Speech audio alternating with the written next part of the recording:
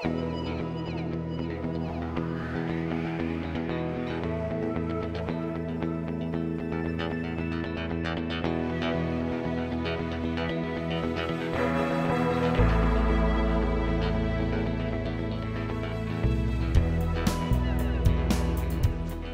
this is Melbourne Zero, and this is going to be, I guess, my first talking video. I just want to go over some upgrades I've done to my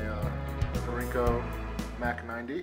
This is the first kind of I don't know, assault type of rifle that I purchased, and I bought this 17 years ago. I think I paid around $220 for it at the time. These were brought into the United States in a sporterized version, and that is they had most of the evil features removed. Thumbhole stock, 5-round magazine. It's not threaded for a flash hider, and I think that was pretty much it on it. A very well-made AK from what I've seen. I have a Romanian PSL as well, and there's definitely some quality differences you can observe between the two rifles. This is the stamped version. There's actually a milled version as well, and there's also a slant cut receiver. The one I have is actually a straight cut receiver, as you can see, which makes it very easy to put on, swap out the furniture and replace it with US made furniture. And I think it looks better as well. If you have a slant cut receiver, you can actually, I think you can use ironwood stock sets, or you could go with something like an ATI type of stock, which is what I had on here before, I believe, which works on both the slant cut receiver and the straight cut receivers. So in this upgrade, what I tried to do is I tried to bring this old MAK-90 up to the same level as my ARs. Most of the ARs I built myself, so this was kind of like a small weekend project. I ordered all the parts from Midway and basically assembled it over the weekend. So what I have here is basically Tapco furniture, Intrafuse handguard, a Hogue grip. I have a ULTIMak gas tube rail, and kind of like a cheap flashlight mount, which I made out of a Weaver quad lock scope mount.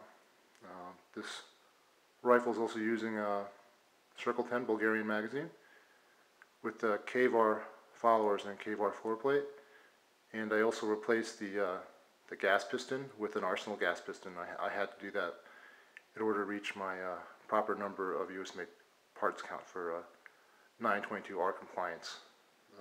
For folks that are looking to upgrade your MAK-90, that's one thing you'll need to be concerned with, is that you'll have to have no more than 10 foreign made parts once you complete your upgrade. Or if you're building an AK from a parts kit, like a Rami G parts kit, you'll need to be 922R compliant as well. So most people replace the trigger group, but the MAK-90 actually has a very good trigger already. So that's why I went with the magazine floor plate and the followers instead.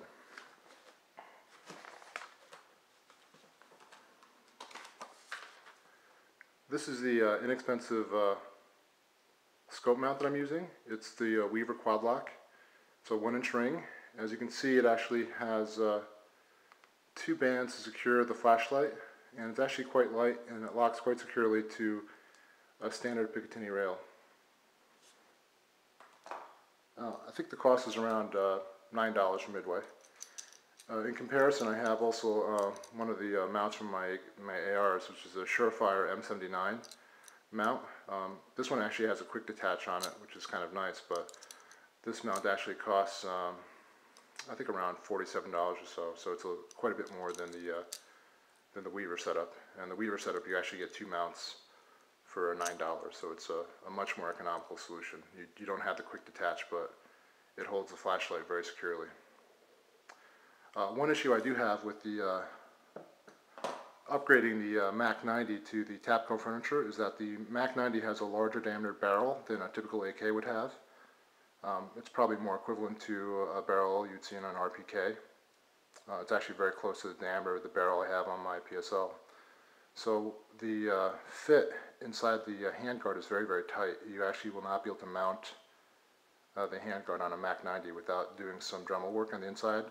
You'll have to remove the heat shield as well, and then adding the ULTIMak to it compounds it because you'll have to actually get the clamps and mill those out as well. So there's a little bit of work involved there to get it to fit properly. But once it's on, actually it's a very good fit. It's very durable, no complaints. It's a very solid setup. And it actually is very, very light. The combination of the hollow stock along with the lighter rails makes this actually very close to the weight of a standard heavy barrel profile AR. This particular AK weighs in at around 8 pounds and 10 ounces, and a comparable 16-inch carbine with a heavy profile barrel on an AR platform with the same kind of setup would weigh, actually I have one right here to compare it to, weighs in at 8 pounds and 9 ounces. Let me just briefly show that. So this is a similar type of setup here. Same optic from Primary Arms, a different